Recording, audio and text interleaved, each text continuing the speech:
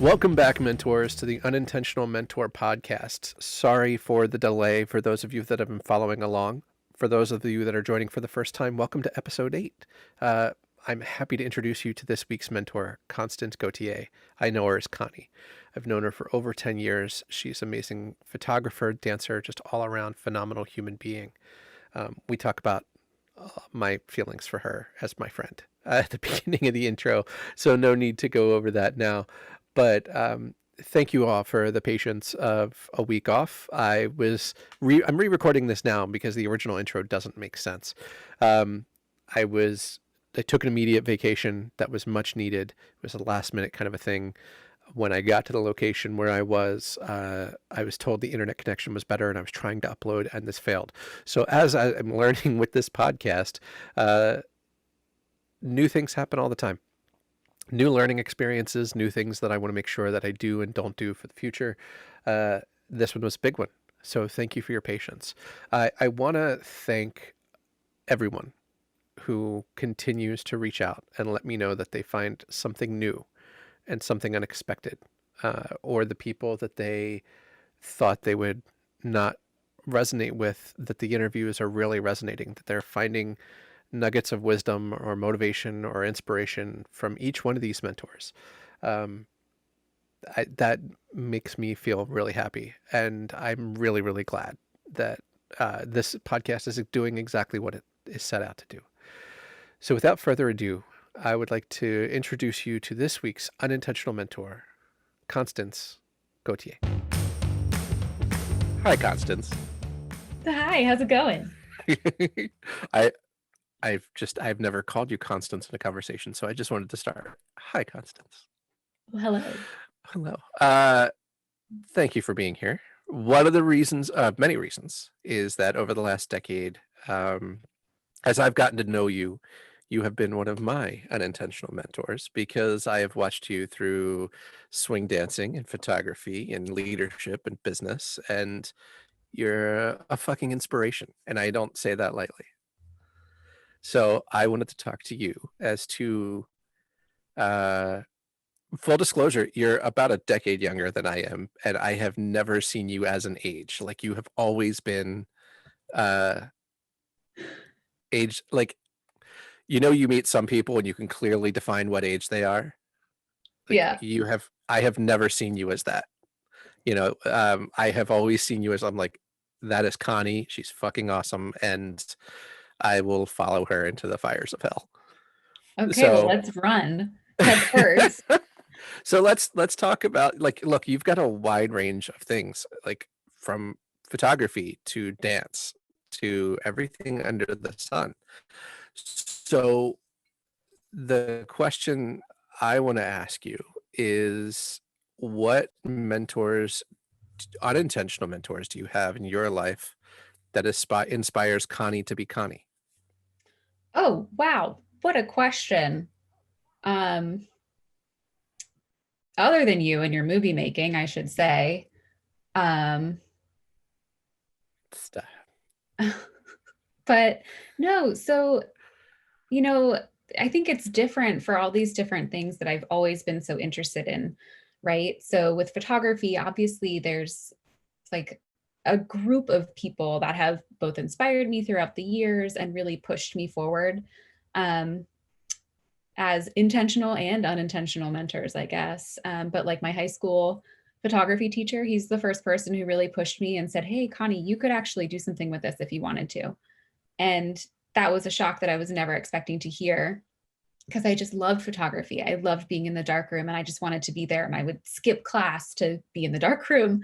And that's where you could always find me, unless I was in the dance studio, skipping class to be in the dance studio, because I did that too.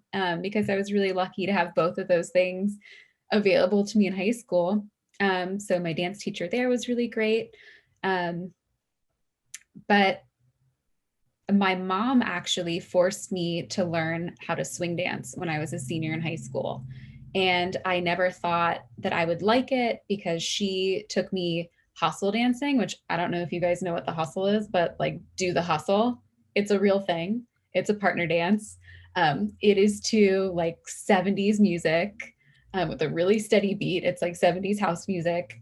And everyone who hustle dances, at least at the time, was 50 and up. And now it's like 65 and up. And so I was so uncomfortable dancing with these old men and terrible music. And I was like, never take me dancing again. But then she took me West Coast swing dancing. And I ended up dancing with this guy who was the teacher of the night. And I had this crush on him. And then he moved to New York.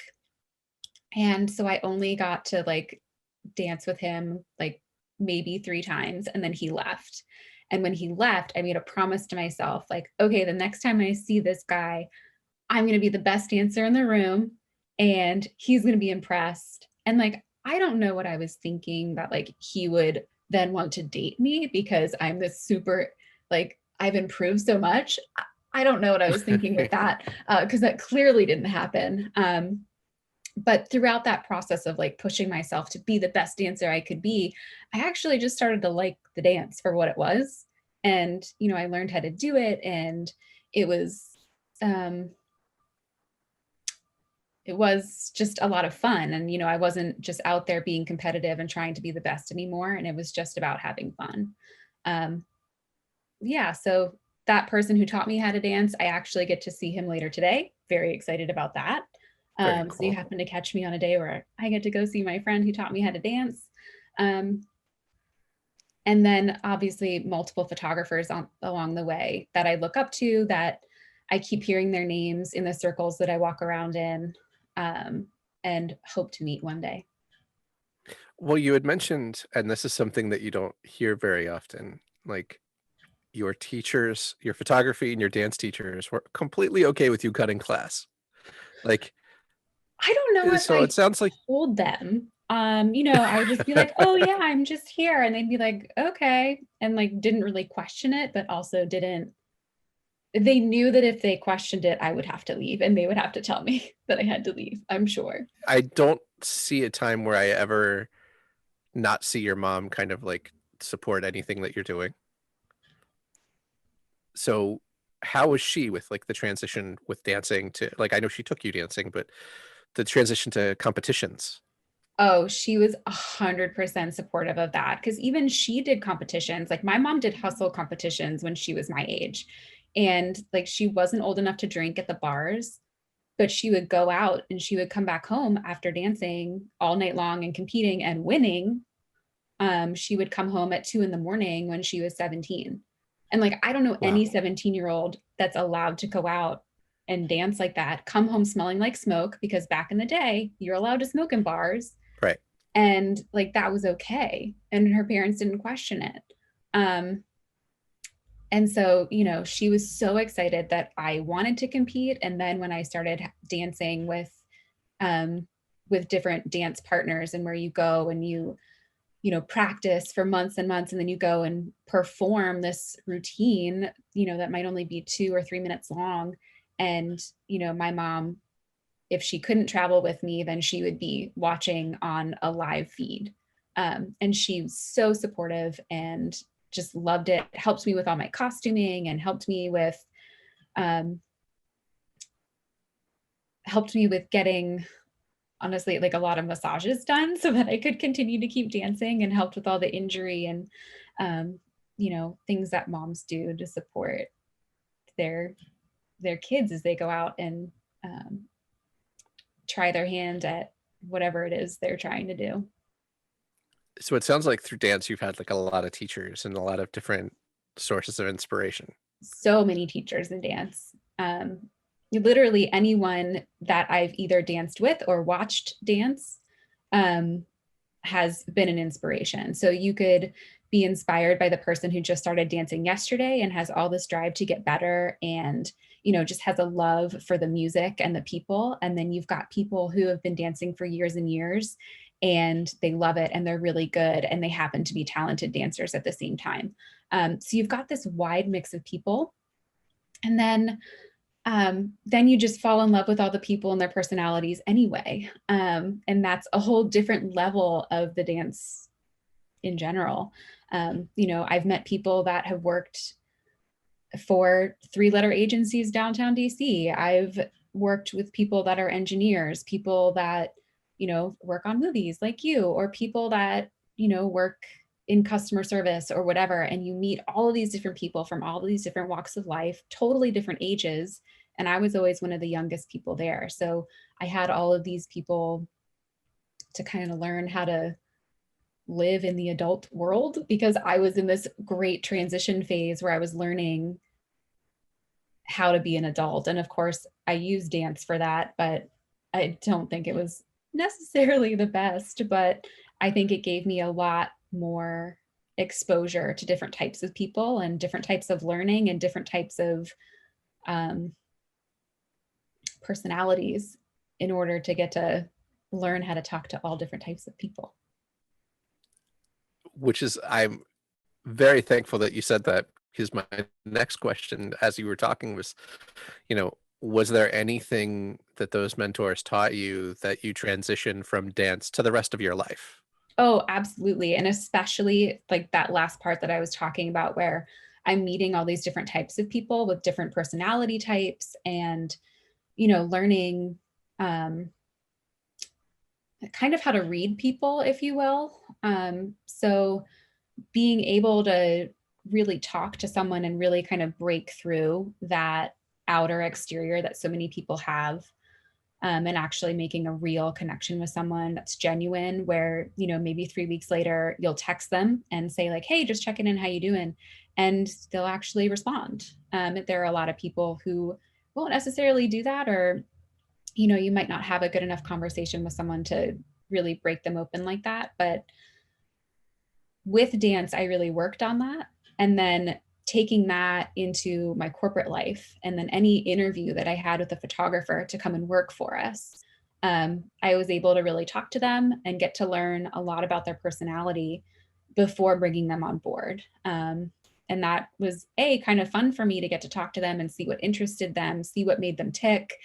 But then it also gave me insight on how to manage them later, and then how to motivate them to do the best work they could possibly do. That's awesome. Yeah, Yeah. as you were talking, I was absolutely thinking of the correlation between like the intimacy of dancing with somebody. Because Mhm. watching you, like you've taken me dancing before, and I saw you at like a big competition or one of the big dance events, and you're floating around the room and shifting between different personality types and different like experience levels, and you were a constant. So that was an impressive and slightly intimidating thing to see, because as a new person coming in, there's like all of these different personalities, and it's kind of uh it felt like being in ninth grade all over again, going to high school for the first time. Like you have all of this experience of dealing with people before, but it's a brand new experience. And then I watched Connie like going around the room and saying hi to everybody, and the age ranges don't matter. And it was just it was really inspiring to see that like somebody could walk into that room and handle, I don't mean handle in a negative way, but like relate to every single person in a different level in a different way. And that's not something a lot of people master until like later on in life. Look, I'm an extrovert and I will gladly talk to a stranger about their dog, as I get in their white van because they're offering me candy. But Right. I I know that there are people who have difficulty with that. So it's always impressive to see someone else um, kind of have that confidence and skill set. And it is a skill set by all Well, means. I think it was also developed too after all of those years of dancing. What I noticed in the very beginning is that I would kind of use the actual physical dance kind of as a crutch, right? So you don't necessarily have to talk to someone. All you have to say is, Mhm. would you like to dance? And then you don't have to talk to them at all. And you don't really have to interact with them on that type of personal level. It can be just physical and just dancing with someone. And it's just as enjoyable to dance, which like sounds like a really weird metaphor, and I'm not trying to make that sexual at all, but there's No, no, no, no. you it is a crutch. And for the longest time, I used it as a way to not have to socialize with people. But then I learned once I did start socializing with everyone, it changed what dancing really meant. And it was more of like a 3-minute conversation with every single person instead of just a dance or just listening to a song together. Now you mentioned, I'm going to go back to high school and your photography teacher, because these are the two things that I absolutely correlate with you. And in my brain, they absolutely go together. So, you know, we all have a teacher who inspires us or motivates us or sees that thing inside of us that as a high schooler, we may not like fully understand yet. Mm-hmm. How did that relationship, when you see your teacher kind of going, you could do this as a career, like how did that motivate you or inspire you? Because it's not something that um I'll be frank with you, like I don't know many people that have those conversations with teachers like I did, and it definitely changed my life. But how did that conversation help you or get you to open up that photography could be a career? At the beginning of taking photography, I didn't even get into the photography course or the photography club in school. Photography club only allowed a certain number of people to join every year, and you had to join within the first week of school. And freshmen weren't allowed in. And it was like first come, first serve. And I did not get in for my first 2 years of high school. And I had to take art one before I could take photography. So it's like a whole nother year of classes. So like I'm already motivated to take the photography course, because I was always the memory keeper and the record keeper of my friend group. I always had a camera. I was always changing film. I always, you know, 1 hour photo. I don't know if anyone listening to this remembers 1 hour photo, but I absolutely do. there's this anticipation and excitement of knowing like, oh my God, I get to get this developed and I can't wait to see it, because you know that you've captured all these great memories with your friends. And sometimes you did and it was perfect. And sometimes your whole role was messed up. Mhm. And so you've got this kind of leading up to that. And I wanted to be able to develop my own film. So I had more control over everything. So that's why I'm like so motivated to take these courses, and I wanted to like learn how to use the big camera and all that stuff. Um, so that's what initially motivated me to take the class. And then once I finally did, um, the teacher just happened to be, I guess he was younger than most of the other teachers. Scott Brenfleck, if you're out there, you're the man. Um, but he really listened to his students. At least he listened to me. But um, you could have a one-on-one conversation about something, or if you're talking about your photography work and you could say, oh well, I was inspired by such and such happening in my life right now, and that's why I wanted to do this type of art. And then he would say, wow, that's great, and he would be really encouraging about it. And he'd also tell you if it was garbage, and he'd be like, oh no, you need to do this here, you need to crop this here, and this would look better, and this needs more contrast or not. um, and so he was really great about stuff like that. But there were also conversations that we would have, maybe at the end of the school year, the end of the class period, where you might have a couple of students gathered just chatting about something. And he would have no problem chiming in and saying, like, oh, well, here's my experience with that. And I always really valued those conversations. And I thought he had a lot to offer. And it was interesting to hear that some of his experiences with his family life were actually really similar to mine. And so we had that similarity. So it was really just his willingness to be open and honest with his students about his life and his experiences and how they kind of shaped him. Um, but the conversation about, hey, Connie, you could actually do this. Um, I had turned in some project and I remember I did really well on it. And he said, I never give out these types of grades. Just to be clear, this is actually really good. And I said, oh, okay. Like not really taking it seriously, just like, Right. whatever. He's like, no, no, Connie, I've given out. I was the seventh 100% project that he had given out in 10 years of teaching. Wow. So he's tough. And I didn't really take it seriously. Like I didn't really get what he was saying about it because I had done it the night before. And I was like, I don't really think I deserve that, but okay, if you insist. Um, but it took me like a while to really understand what he was saying with that. And it wasn't until the next year where I was looking at schools and thinking about what I wanted to do. And I had spent all this extra time in the dark room, and I knew that I just wanted to be in the dark room all the time. And he mentioned, your work is good. You could definitely do this as a profession. And so since I already trusted him as a, a leadership figure. And I trusted his opinion on the actual work that I was doing. And he was right.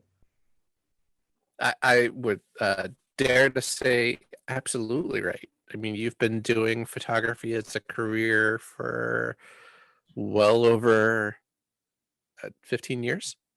It's over 15 years now, which is crazy. Yeah, That's half my life. I know, right?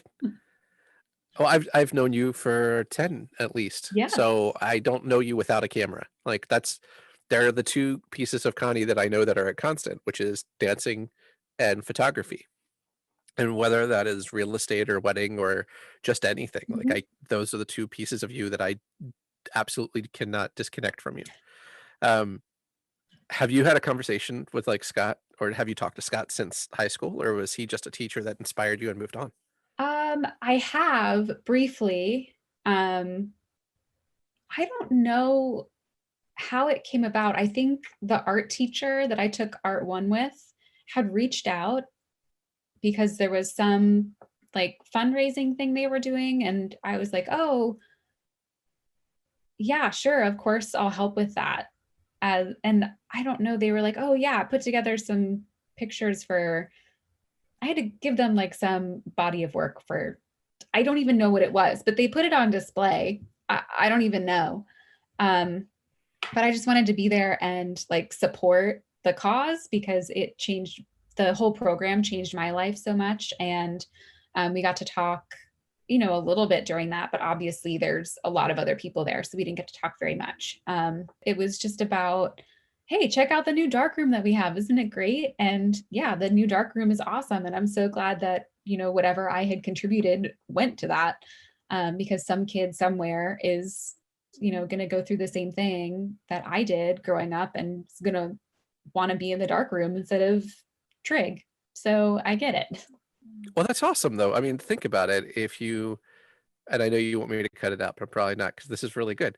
But like he then related to you not as a student, but as like the professional that you are, to show you the impact that your work did, just like you said, will impact some other kid.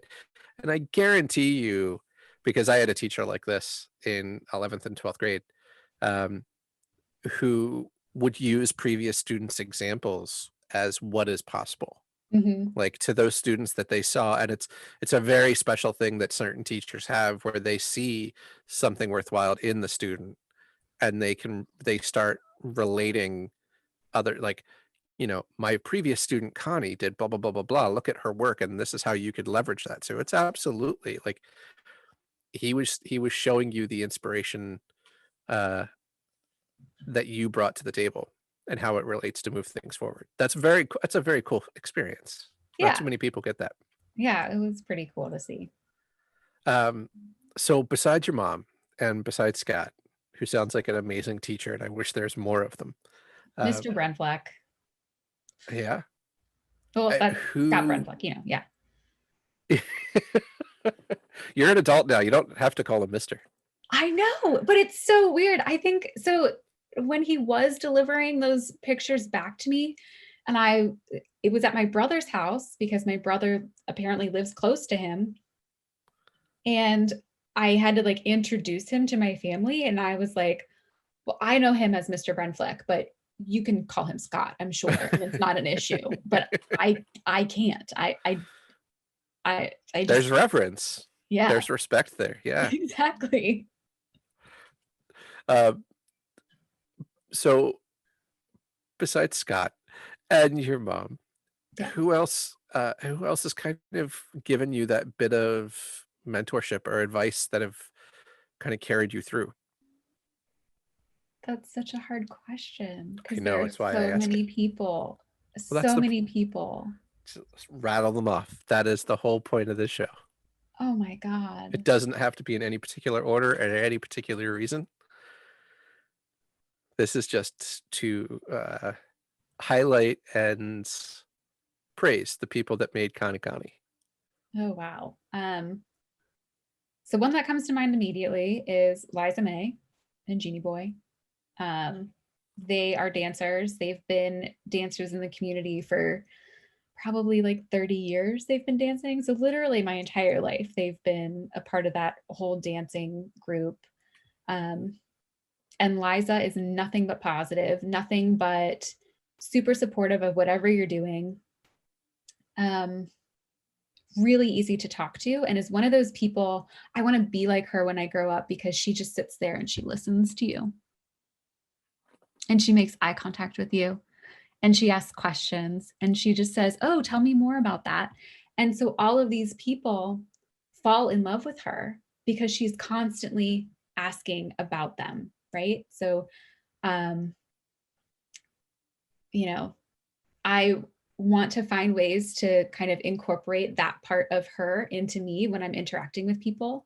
So always trying to find ways to like ask more questions and like be interested in other people, because she just is so interested in other people. And I should say, I completely forgot about this, but Liza's also a really great photographer. And she has this skill set because she is so good at like getting people to open up to her, that she can capture like the essence of that person and like their soul in all of her pictures, all of them. And I'm blown away at how she's able to do that, because she'll do, maybe 2 or 3 shots of someone and all 3 of them are perfect. And she's so good at capturing what I call the peak expression on a person's face. So when you're really feeling something, your expressions, they kind of grow into the expression and then they peak and then they fade, right? So if you're smiling, you go to smile at someone, right? It's only there for half a A second. moment. And then it starts to fade a little bit as you start thinking about something else and it's a fake smile, right? So Yeah. there's the difference there. And so that peak expression is when you're truly feeling happy Moment. Yeah. in that moment. And then as it starts to fade, you're no longer in the peak. And I always capture the faded part. But Liza, she can get that peak expression every time. And she is so good at it. So again, not only does she get people to open up to her, but then she's able to then capture all of that openness on film, which is mind blowing to me. And we can talk about photography all day and we can talk about dance all day. So how, besides by example, how else has she given you any kind of advice or wisdom to be more like her, or you're just kind of osmosis? I think it's a lot of osmosis, but she's also so full of wisdom and advice. I don't know how many people can say that they're friends with someone who's twice their age, but she's twice my age. And so she's been around for just a lot longer than I have. And to kind of spend so much time with her, of course, she's full of advice and of course, she's full of encouragement. But she's also there to give you the honest truth and say, actually, Connie, what you're wearing doesn't look great. Maybe you should do this. Like, she's not afraid to say that. So she's really kind of all of that, if that makes sense. So yeah, she's a mentor and a friend and someone who I've partnered with to shoot weddings, and we have so much fun. Now, when you're shooting weddings with her, like, do you catch yourself kind of wanting to watch what she's doing to learn, or do you just, because I know when you get business, you are all business, but I'm very watching you get excited talking about her. Like, I just kind of picture you at a wedding shoot, kind of doing one of these, like, because you want to see what she's doing. No, actually, I would say it's just the opposite, where I don't look at her because I trust her so much and I Wow. don't feel like I need to look at her at all. In fact, one of the weddings that we shot together, my battery died. We were on the beach. It was sunset. We had 5 minutes of sun left and I couldn't run back and get a battery. And so I said, Liza, can I use your camera? No. Great. I need you to stand here and take this shot. Stand right here. The sun needs to be right here. Their faces need to be right here. I need you to get that. Okay, great. Take 100 of that and action. And she did it. And the pictures are amazing. In fact, that bride still has that picture as her Facebook photo. That's awesome. 10 years later. So that amount of trust where I know that she's going to get the shot. Right. That is more valuable than watching her, I think, when you're on a shoot together. I don't disagree at all. There are very few people that I have that level of complete, like, I don't even need to think about it, trust, you being one of them. But yeah, it's also a very comforting and reassuring feeling to know that, like, without question, that person will give you exactly what you need them to do in the moment you need them to do it. So you mentioned that there was a slew of people. Who else do you have in that arsenal of unintentional mentors? So I think my brother also. Yeah. Actually, it's really interesting. Obviously sibling relationships change over time. My brother has always been very entrepreneurial, as has my dad. And the two of them together have kind of always pushed me into this entrepreneurial mindset. And in high school and college, I was okay with the idea of going to school, getting a good job, follow the rules, make a paycheck, earn a living. I was fine with that. But then as I started thinking about it and realizing, oh my God, I'm going to be trapped in this job forever. So thinking about that, my first job out of school, I was a medical photographer and I thought, oh my God, I'm trapped here. I can't leave. There's nothing, like, I don't like this job and I need to leave, and feeling so trapped. So starting to think about entrepreneurship as a way out of that, that kind of started really sinking in. So all of my brother's entrepreneurial books or his books on sales that he was reading that he would talk about, or talking about real estate. Like, my whole family is interested in real estate and they're all licensed realtors.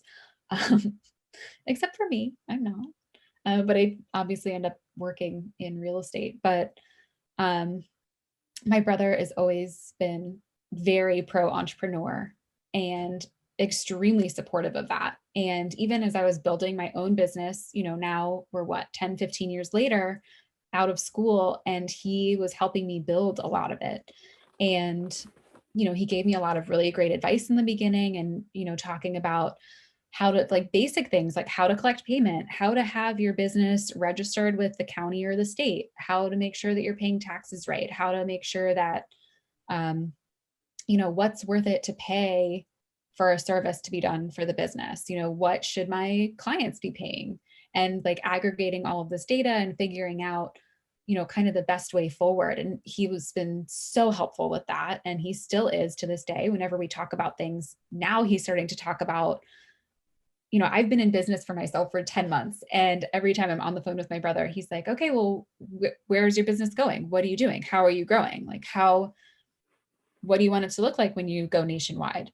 And I think to myself, like, do I want to go nationwide? I don't know. I'm not sure that that's a possibility right now because it's just me. But, how do I want to build this so that that could become an option later? And he's really great for spitballing ideas of, oh, what do you think about this? Or what do you think about building it like this? Or what about something like this? And he's always been really great about it. And he can say, like, oh, well, here are the pros and cons of each. And so he can really help with that kind of stuff. So my brother has always been a big mentor in that regard, for sure. That's awesome. Yeah.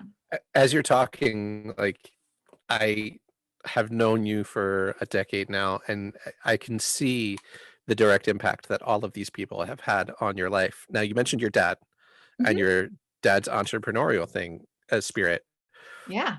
But how has that impacted? Like, So, it's there's so many different aspects to this. I'm so privileged. My dad was a commercial airline pilot and has been my entire life. So my being able to travel for very inexpensive, that helped make me the dancer that I was. That helped give me experiences that allowed me to photograph lots of different places and lots of different people and lots of different things outside of school. It allowed me to experience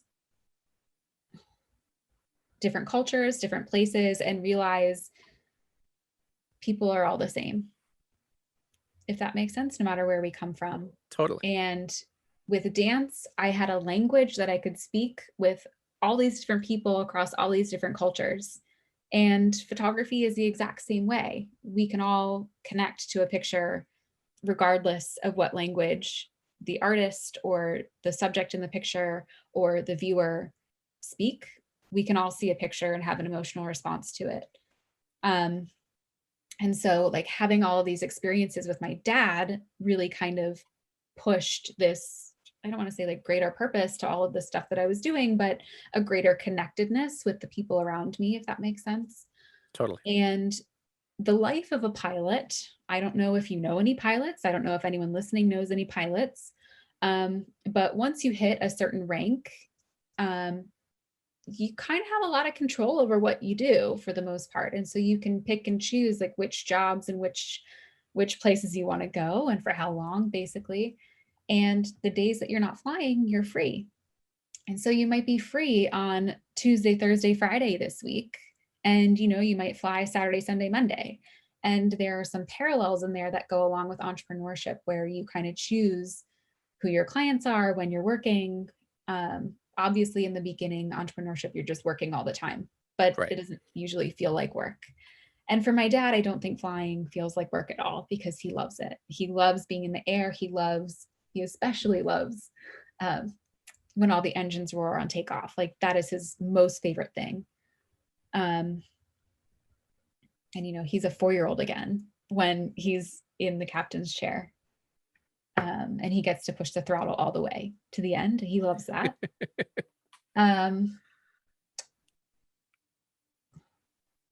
But yeah, so he's also constantly building side hustles, right? So he has this time off. So, you might only be able to fly half the month. So the other half of the month, well, what are you doing? And so for him, he's, flipping houses or doing something in real estate or managing properties that he owns or insert other entrepreneurial thing here. So to have his full support behind going out on my own, he was really proud of me. He was actually one of the last people that I told because I wanted to be at least a little bit successful before I told him. And it's just to be like, hey, Dad, look, I'm doing it. I'm making it. Like I can do this just like you. So he had a lot of that entrepreneurial spirit kind of baked into me, if you will. All right. So we've talked about photography. We've talked about dance. We've talked about you transitioning from school to work to now working for yourself. Mhm. If before I let you go, if Scott asked you to come into a room and give any kind of advice to somebody, the future Connies of the world, what would that advice be? Okay, so two things. I realize there's another mentor out there that I didn't talk about that I should. Let's talk about them. We'll come back to that question. Okay, we'll come back to that question. Um, so Brian Vaughn, he was the CEO of the company that I worked for. That he was the one who came up to me and said, "Hey, what do you think about working for the company full time?" And I was like, "I already work for you full time. I work 40 hours a week, sometimes 60. But how can I work for you more than that? I already work for you full time." He was like, no, like to be an employee and actually have benefits and, get days off. And I said, okay, great, let's do it. But Brian I've actually had several conversations with him, both during my employment at his company and then after he left the company, and um, the company was acquired. And so as a leader, and I think most of the conversations that we had was him specifically being my boss and, giving me loosely drawn ideas of places where he wanted the business to go. But then he created a lot of space for me to both learn, grow, make mistakes, and develop into a leader. Um, so he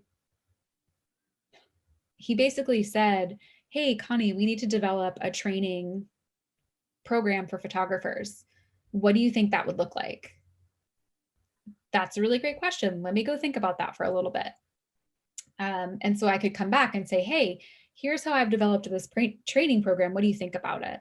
And he said, "Great, I like that. How are you going to do this? How are you going to do that?" And so he would kind of push me in directions and ask all the right questions so that I could figure out the answers for myself. And it was really tough to work in that environment because you never knew if you were on the right track or not. But I learned so much in that environment that, I'm forever grateful to those experiences, as difficult as they were. It, And then even after he was my boss, he called me first when he had like an extra photography project. And he just said, "Hey, Connie, are you doing any freelance work?" And it happened to be the day that I gave notice at the job that was his business. And I yeah. hadn't talked to him in a whole year. And I was like, "Well, this isn't serendipitous. Like, I knew you had microphones in the walls." Um, but I was able to go and like work on this project with him. And then he actually just recently moved to Florida, and he asked me to photograph his house. And he kind of went over top of his real estate agent and said, "No, no, we're going to use Connie. She's the best." So like to hear him say that and to see like, oh, he actually respects me as a photographer. That's great. Like, how awesome is that, that this person that I've looked up to, that I've learned from for so long, and especially like the business side of things. Like, yeah, I love photography and I can do it all day. Did I know how to run a business before I worked for Brian? No. Do I know how to run a business now? Yes. And yeah, a lot of it came from like just learning, like what do my clients really need, but then also working for him and seeing how he ran his business and how he was always client centric and um, willing to do anything to get the job done. And so those are things that I really took, and I'm hoping to really incorporate into my business as I keep moving forward. But Brian was huge in getting me to where I am today. it sounds, it's awesome because what he did was basically give you a blank sheet of paper and said, create something, and kind of Mm-hmm. continued to motivate you. And I'm sure along the way, he might have given you some criticism and Oh, notes to change or absolutely. tweak. But, I don't think people understand the value of not just dictating a job, but giving a task and letting somebody find their own way. There's huge, huge learning opportunities in that. Absolutely. But I think you also have to be the right person to want to learn in that capacity. He always used to Right. say, "I want you to treat this company as if it's yours. I want you to act like the CEO here. What would you do? That's And how awesome. do you think that would impact the business?" And him asking those questions really prepared me for like not only an acquisition, but then also working on my own and having my own business and yeah, treating it like it's my business because it is. But I feel so prepared for that. And I understand that feeling of thinking, okay, well, let's test this out and see if it works. Um, I'm not afraid to do that. And I'm not afraid to take these risks, but I also understand that there has to be some sort of scaffolding in place for anything to work. Um, so he was really huge in getting me to understand that and getting to understand that entrepreneurship mindset of the work that goes into making things. one of the great joys I have in doing this podcast is that I'm learning, you know, early on, I'm talking to people I know, but I'm learning new things about every single person. One of the things that I'm hearing from you is there's this constant thread, whether it is the motivation to want to be better in dancing, or Mhm. the motivation to want to be better in photography, or motivation, like you have had mentors that have kind of allowed you or inspired you to realize like it is okay to chase your dreams Mhm. or chase the things that you want. And that's a constant in each one of your mentors, whether it's easily recognizable or not. That's awesome. Yeah, it is. And was there anybody else that you wanted to talk about? Was there I just needed to include Brian in this. of course. I just Who needed to. of course. This is your story. I don't like I'm starting to say this more frequently. This is your story. You get to dictate who gets shared and what. So yeah. So besides Brian, do you have any other mentors that have kind of evolved you as a human being? Probably. Probably, yeah. Again, they're everywhere. And, it could be just one sentence that they say that sticks with you forever, Mhm. or, you spend 10 years working for them or 10 years being their friend. Yeah. Um, yeah, they're everywhere. It's constant, as you said. There's just so many, but I think we've really touched on the ones who've made a huge difference. That's awesome. So coming back to it, if Scott were to bring you in a room full of future Connies I in hope he photography, does one day because I so want to do this, but keep going. there's the Constance, little Constance in the background looking at you, going, he Scott tells me I can do it.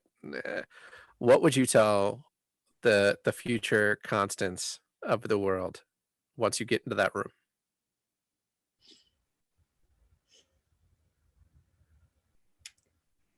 If you think you can do it, you probably can. Prepare to work hard. It's not easy. It's not going to come to you easy. You're going to make mistakes. So prepare for that. You're going to fail and you have to get back up and keep trying. And you've got to find a way that works. It's got to work for you. And if you can forge the path, then you'll continue to be successful. But you've got to be able to work hard and know that you're going to make mistakes. It's going to happen and it's okay. And sometimes the mistake is what works for you and is what makes you successful. Um,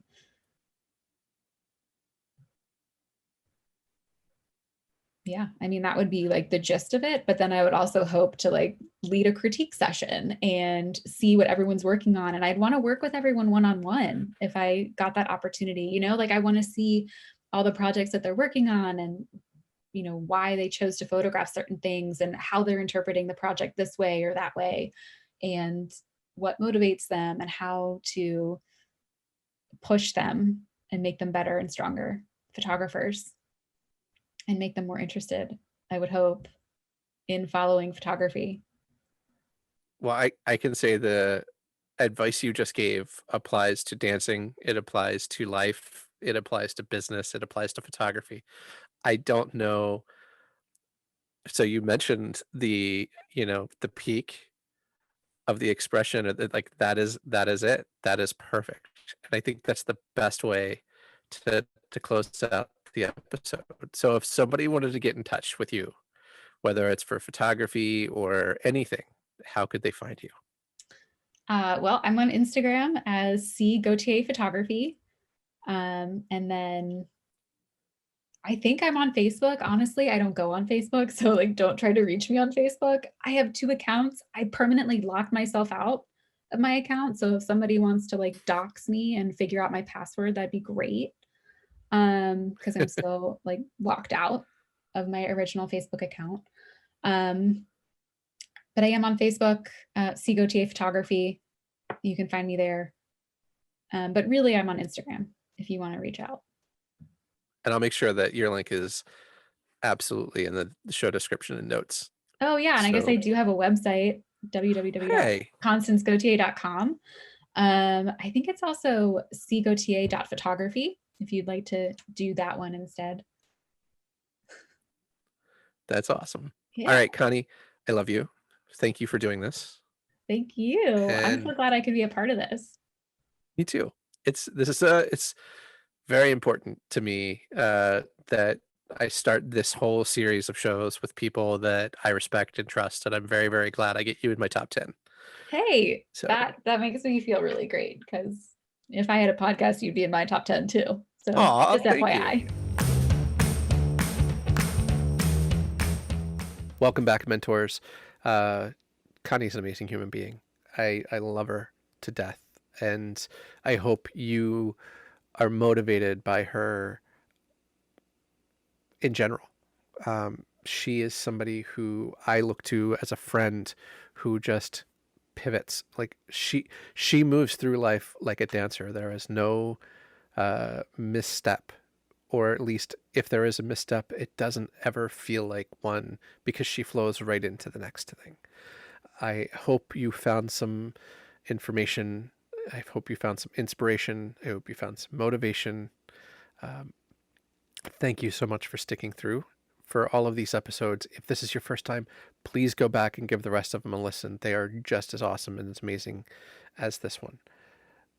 If you don't mind, give this a like, a subscribe, or whatever it is on whatever platform. If you're watching on YouTube or Facebook, thank you. Like, subscribe. If you're on Spotify or any of the podcast platforms, please leave a review. It helps grow the show. I don't like asking. It feels a little weird, but that's why I save it for the end, because hopefully if you've gotten here, you feel like it's valuable. So please leave a review, leave a comment, leave a subscription, whatever it is. As always, I thank you for your time. I thank you for your attention. And I can't wait to introduce you to next week's Unintentional Mentor.